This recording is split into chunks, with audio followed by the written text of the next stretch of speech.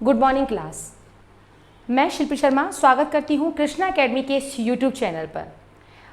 कल के वीडियो में हमने बायोम पढ़ा था और उस सेशन में हमने स्थलीय बायोम कंप्लीट किया था। आज हम पढ़ने जा रहे हैं जलीय बायोम, जिसे हम सागरीय बायोम भी कह सकते हैं। तो हमारा आज का टॉपिक जो है सेकंड पार्ट है वो है सागरीय बायोम। अगर आपने इसका पहले वाला वीडियो नहीं देखा है तो इससे पहले जो है आप प्लेलिस्ट पे जाकर या लिंक पे जाकर आप क्लिक कर सकते हैं, वहाँ आपको इसका पहले वाला पार्ट मिल जाएगा।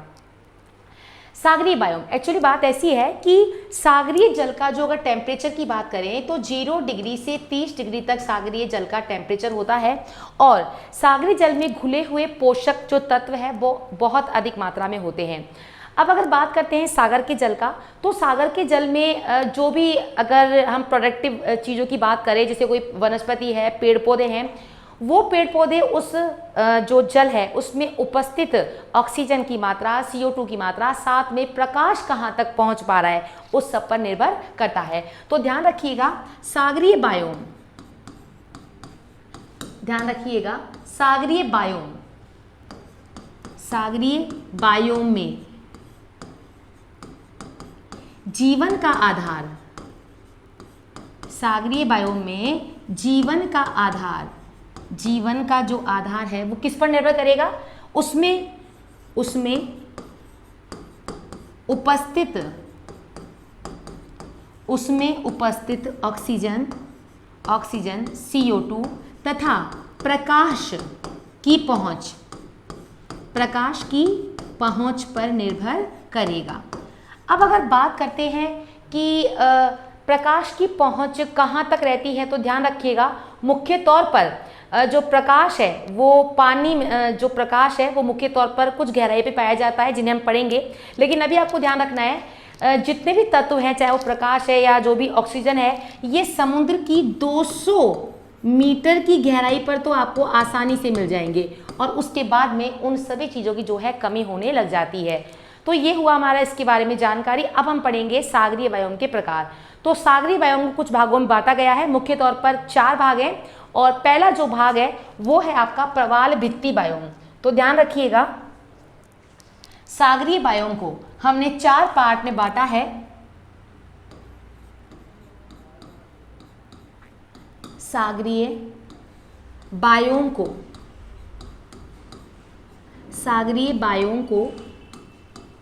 4 भागों में बांटा है।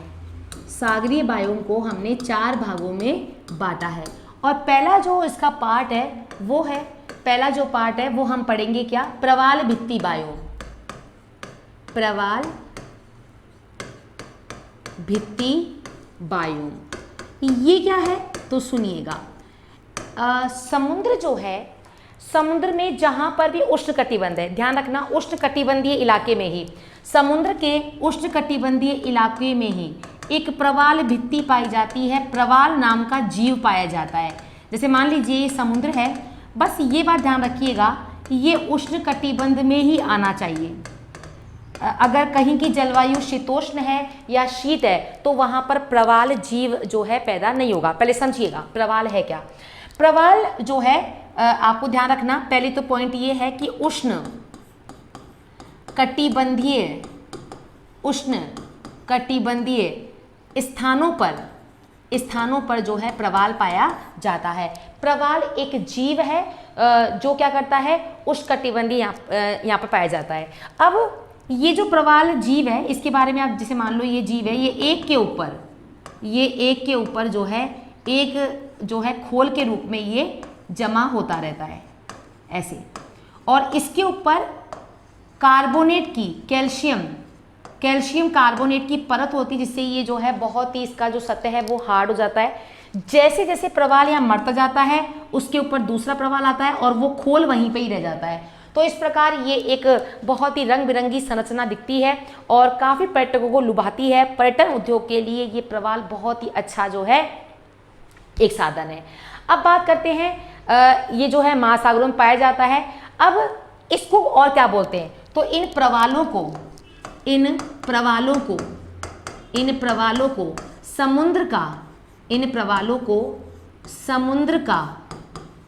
समुद्र का वर्षावन भी कहते हैं। ये उपयोगी क्यों है देखिएगा, एक तो इसमें छोटी जो मछलियां हैं, यहाँ पर छोटी जो मछलियां हैं वो अपने आप की लाइफ को अपने आप को सेव करती है, अपनी लाइफ को बचाती है बड़ी मछलियों से। यानी जब बड़ी मछलियां हैं वो अपने अंडे इन प्रवालों खोल में ही दे देती है, और जब वो अंडे हैं तो इतने से बारीक खोल में कोई बड़ी मछली जा नहीं पाती है, तो वो अपने जीवन की रक्षा कर लेती है। दूसरी बात, यहाँ पर बहुत सारे दूसरे जीवों को भोजन मिलता है, क्योंकि जैसे ही जो मछलियाँ हैं वो बड़ी होकर जैसे ही वो बाहर निकलती है तो बड़ी मछलियाँ जो है उनका भक्षण कर लेती है। तो एक तो ये भोजन के लिए उपयोगी है, दूसरा काफ़ी पर्यटन जो है यहाँ पर आकर्षित होकर आते हैं, और ये रंग बिरंगी जो प्रवाल भित्ति है हमें दिखाई देती है। अब अगर आपसे क्वेश्चन पूछे कि आप बताएं, प्रवाल भित्ति में एक टर्म आता है कोरल ब्लीचिंग, ये क्या होता है? कोरल ब्लीचिंग, कोरल ब्लीचिंग ये क्या है प्रवाल में? तो इसका आंसर देने के लिए पहले आपको ये समझना है कि प्रवाल जो है उसके ऊपर, प्रवाल के ऊपर एक खोल होती है और उस पर एक शैवाल पाया जाता है जिसको बोलते हैं जूजेथीली शैवाल। प्रवाल के ऊपर जैसे अगर हम देखते हैं तो ये प्रवाल के ऊपर एक शैवाल पाया जाता है और इस शैवाल को बोलते हैं जूजेथीली शैवाल, और ये शैवाल बहुत ही रंग बिरंगा होता है, इसी वजह से प्रवाल भित्ति कलर में दिखाई देती है। अब आज पर्यावरण का कुछ ऐसी समस्याएं हैं, पर्यावरण प्रदूषण ले लो, जल प्रदूषण ले लो, बहुत सारी जो क्रियाओं की वजह से जो है ये जूजेथीली शैवाल इस प्रवाल से अलग हो जाता है और ये बिल्कुल वाइट रंग का दिखाई देता है, और इसे ही बोलते हैं कोरल ब्लीचिंग। भाई ब्लीच कराते हैं तो चेहरा बिल्कुल गोरा हो जाता है ना, वाइट हो जाता है, तो उसी प्रकार अगर आपसे पूछे कोरल ब्लीचिंग क्या होता है तो आपको आंसर देना है कि प्रवाल के ऊपर एक शैवाल पाया जाता है जिसे बोलते हैं जूजेथीली शैवाल। जब विभिन्न पर्यावरणीय कारकों के द्वारा जब ये शैवाल यहाँ से दूर हो जाता है तो क्या होता है, ये प्रवाल कैसा हो जाता है, सफेद रंग का हो जाता है, तो इसे बोलते हैं कोरल ब्लीचिंग। अब क्वेश्चन अगर आपसे पूछा जाए कि सबसे बड़ी प्रवाल भित्ति कहाँ है, तो ऑस्ट्रेलिया में है ग्रेट बैरियर रीफ। तो आपसे पूछे तो ध्यान रखना, सबसे बड़ी विश्व की सबसे बड़ी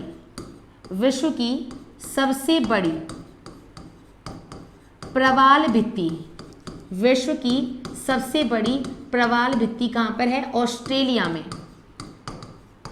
ऑस्ट्रेलिया में, और इसे क्या बोलते हैं, ग्रेट बैरियर रीफ।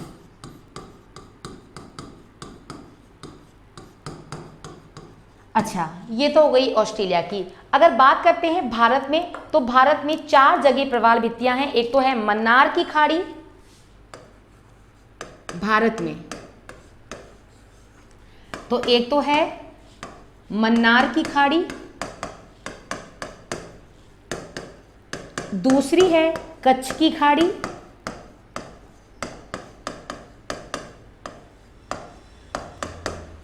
दूसरी है कच्छ की खाड़ी। ध्यान रखना यहाँ पर सबसे कम प्रवाल पाया जाता है, सबसे कम। अगर तीसरी हम बात करते हैं तो वो है लक्षद्वीप, और 4th नंबर पे है अंडमान निकोबार, अंडमान और निकोबार। ये जो है सबसे ज़्यादा जो है यहाँ पर प्रवाल भित्ति पाई जाती है, तो सबसे ज़्यादा कहाँ पाई जाती है, अंडमान निकोबार पे। लक्षद्वीप तो पूरा ही प्रवाल भित्ति से बना हुआ है, जिसे हम मूंगा कहते हैं ना, तो वही है प्रवाल भित्ति। तो ये हमने पढ़ा। एक क्वेश्चन अगर आपसे पूछे कि कहाँ पर प्रवाल भित्ति अनुसंधान केंद्र है, तो port Blair, port Blair, port Blair में प्रवाल भित्ति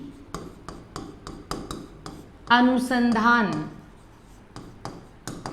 प्रवाल भित्ति अनुसंधान केंद्र की स्थापना की गई है। तो ये हमारी जो टर्म है ये आ गया हमारा प्रवाल भित्ति से संबंधित। आई होप आपको इसका सागरीय बायोम का फर्स्ट पार्ट समझ में आ गया होगा। चलते हैं अपने अब दूसरे पार्ट पे। आप फटाफट पहले इसका स्क्रीनशॉट ले लीजिएगा, सबसे पहले इसका लीजिएगा, फिर आप स्क्रीनशॉट उस आगे वाले का लीजिएगा।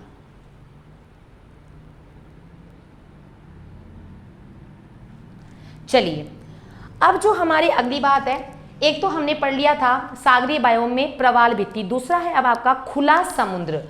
तो दूसरा जो इसका हेडिंग है वो है आपके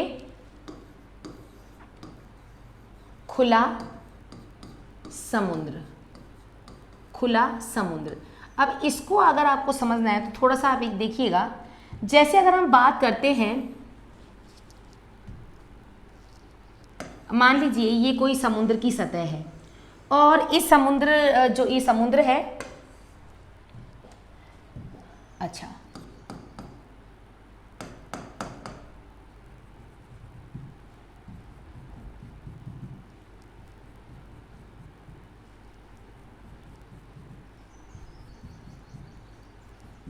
ये समुद्र है, इसकी सतह पर पानी प्रकाश की उपलब्धता के आधार पर और विभिन्न प्रकार की वनस्पतियों की अलग अलग वैरायटी के आधार पर इसे 3 भागों में बांटा गया है।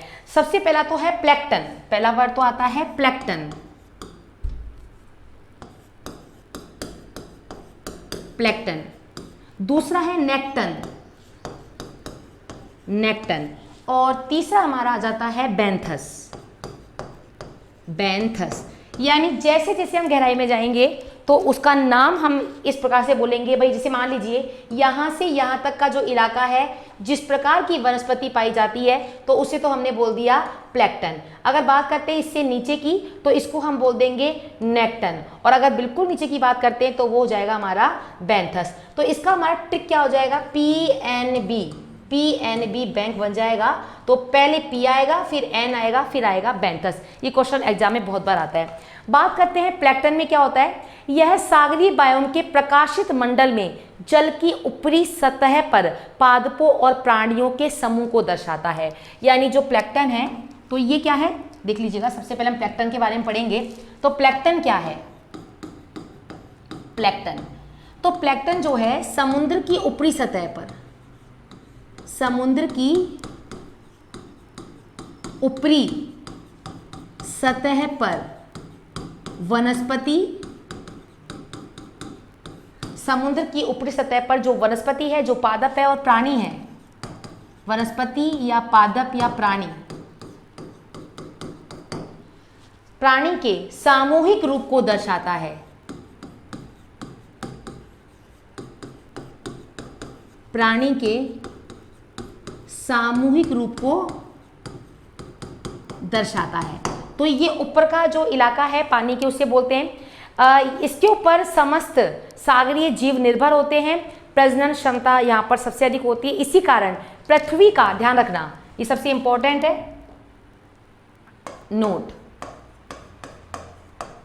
पृथ्वी की अधिकांश, पृथ्वी की अधिकांश ऑक्सीजन का निर्माण, ऑक्सीजन का निर्माण यहीं पर यानी प्लैंक्टन में ही होता है।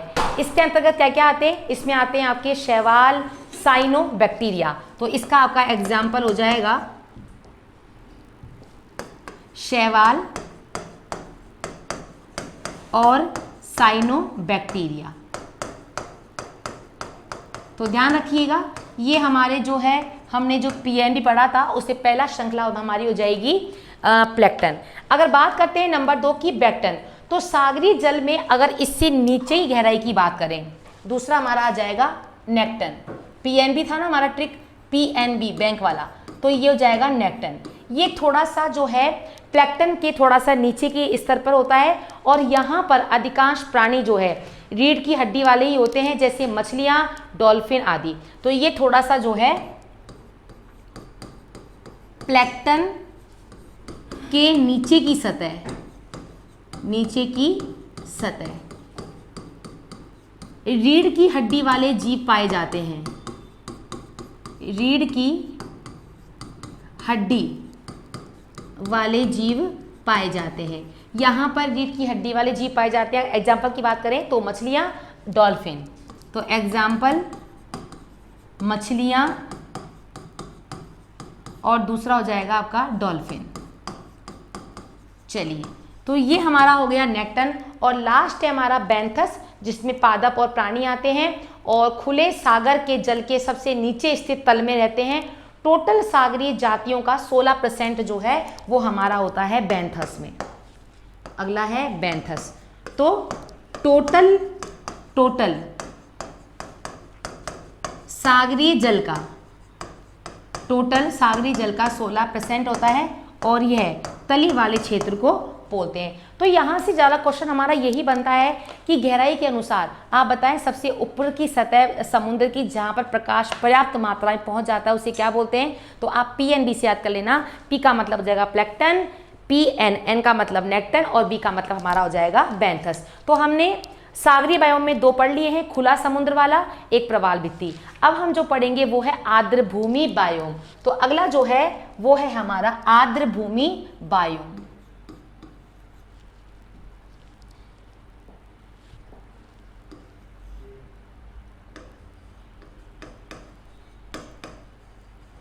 आर्द्र भूमि बायोम। पहली बात तो ये आर्द्र भूमि जो है बायोम किसे कहते हैं। तो आर्द्र भूमि बायोम को आप सिंपली लैंग्वेज में दलदल याद करना। ऐसा स्थान जहां पर पानी और मिट्टी का बिल्कुल समान संस्तर हो गया हो और वहां पर दलदल का निर्माण हो गया हो, उसे हम बोलते हैं आर्द्र भूमि बायोम। 2 फरवरी 1971 की बात है, ध्यान रखिएगा। 2 फरवरी 1971 को 2 फरवरी 1971 को रामसर ईरान में ये संधि हुई। रामसर ईरान में संधि हुई आर्द्र भूमि क्षेत्र को लेकर और इसे लागू किया गया सन 1975 में। सन 1975 में इसे लागू कर दिया गया। जबकि भारत की बात करें स्पेशली तो भारत में यह संधि 7 साल बाद, तो 75 में अगर आप 7 जोड़ेंगे तो 1985 को, तो भारत में जो है 1982 को 7 साल जोड़ेंगे इसमें, तो 1982 को ये जो है शामिल हुआ।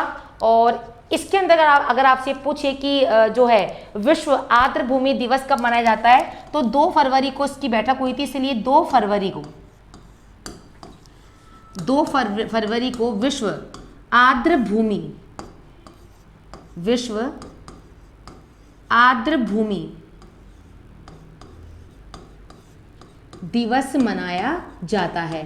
तो 2 फरवरी को विश्व आर्द्र भूमि दिवस मनाया जाता है। अगर बात करते हैं विश्व का सबसे ज्यादा आर्द्र भूमि क्षेत्रफल वाला देश कौन सा है, तो देखिएगा अब है विश्व का सर्वाधिक आर्द्र भूमि, विश्व का सर्वाधिक आर्द्र भूमि वाला क्षेत्र बोलीविया है। सबसे ज्यादा आर्द्र भूमि वाला क्षेत्र जो है विश्व का वो है आपका बोलीविया, क्षेत्रफल वाला। अगर बात करते हैं भारत में तो भारत में 26 आर्द्र भूमि स्थल रामसर सूची में है। भारत में 26 आर्द्र भूमि स्थल रामसर सूची में है। रामसर सूची में है। और क्या टर्म अगर इसकी हो सकती है, बात करते हैं सबसे ज़्यादा जो है ये आर्द्र भूमि या रामसर स्थल कहाँ पर है भारत में, तो बात अगर इसका आंसर हो जाएगा आपका जम्मू कश्मीर। तो सबसे ज़्यादा जो आर्द्र भूमि स्थल है वो जम्मू कश्मीर में है। और कौन कौन से स्थान है, तो सबसे पहला स्थान है सोमोरीरी झील। सोमोरीरी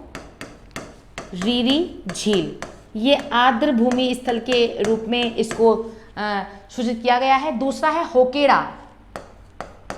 होकेरा। तीसरा आपका हो जाएगा सुरिनसर मानसरोवर झील। और एक जैसे वुलर झील आपने सुना होगा, उसी प्रकार अगर आर्द्र भूमि की बात करें तो जम्मू कश्मीर में एक झील और है जिसको बोलते हैं थुलर झील। एक तो वुलर झील है और एक है थुलर झील, तो ये भारत में हो जाएगा। शीर्ष आर्द्र भूमि क्षेत्रफल वाला राज्य कौन सा है, अगर राजस्थान की बात करें तो इसमें हमारा आ जाएगा गुजरात। तो शीर्ष आर्द्र भूमि क्षेत्रफल वाला जो राज्य है वो गुजरात है। जबकि भारत में सबसे अधिक क्षेत्रफल वाला आर्द्र भूमि स्थल की बात करें, अगर राज्य की बात करें तो गुजरात है, और अगर स्थल की बात करें तो वो है केरल में, वो है अपना केरल में। और केरल में है बेम्बानाड। और सबसे कम आर्द्र भूमि क्षेत्रफल वाला स्थल है रेणुका आर्द्र भूमि। सबसे कम जो है वो है रेणुका। और बेटा ये कहाँ है, तो ये है आपका हिमाचल प्रदेश में, ये है आपका हिमाचल प्रदेश में। तो इस प्रकार हमने जो है आर्द्रभूमि बायोमी पढ़ लिया। 1971 में बैठक हुई थी ईरान के रामसर में, और बात करते हैं ये लागू कब हुई, 1975 में, और भारत में जो है 7 साल बाद इसे अपनाया गया। तो ये हमारा हो जाएगा कौन सा, आपका थर्ड वाला पॉइंट। अब एक लास्ट पॉइंट बचा है, कच्छ या मैंग्रोव बायोम। ये क्या होता है देखिएगा,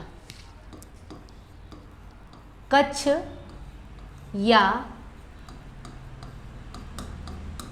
मैंग्रोव बायोम, कच्छ या मैंग्रोव बायोम। इसमें क्या होता है, पहले तो ध्यान रखना, कच्छ वनस्पति ऐसे पौधे होते हैं जहां पर उच्च लवणता यानी नमकीन जल पाया जाता है। उच्च ताप और दलदली भूमि भी इसमें शामिल किया गया है। विश्व में कुल 3% मैंग्रोव वनस्पति भारत में पाई जाती है। तो ध्यान रखना, विश्व की टोटल 3% भूमि भारत में पाई जाती है। और किसे बोलते हैं हम इसको, यानी ऐसे पादप जो लवणीय जल में उगते हों, लवणीय जल में उगते हों। दूसरी बात, अगर आपसे पूछे पश्चिम बंगाल जो है वहां पर देश का सर्वाधिक कच्छ वनस्पति वाला क्षेत्र है, उसके बाद में गुजरात है और फिर अंडमान निकोबार है। तो सबसे ज़्यादा तो पश्चिम बंगाल है, पता है आपको, सुंदरवन का डेल्टा भी वहीं पे ही है, पश्चिमी बंगाल। सुंदरवन का डेल्टा क्यों कहते हैं, क्योंकि वहाँ पर सुंदरी नामक पेड़ बहुत ज़्यादा पाए जाते हैं। पहला तो ये है। दूसरा अगर बात करते हैं तो वो है गुजरात, और थर्ड अगर हम बात करते हैं तो अंडमान निकोबार, अंडमान निकोबार। ये जो है, ये सारे जो है ये आते हैं आपके कच्छ मैंग्रोव वनस्पति क्षेत्रों में। चलिएगा, तो इस प्रकार हमने जो है सागरीय वन क्षेत्र के इस चीज़ों को हमने पढ़ा, और इसे आपको जो है अपनी कॉपी में लिखना है, और आप फटाफट से इसका एक बार स्क्रीनशॉट ले लीजिएगा।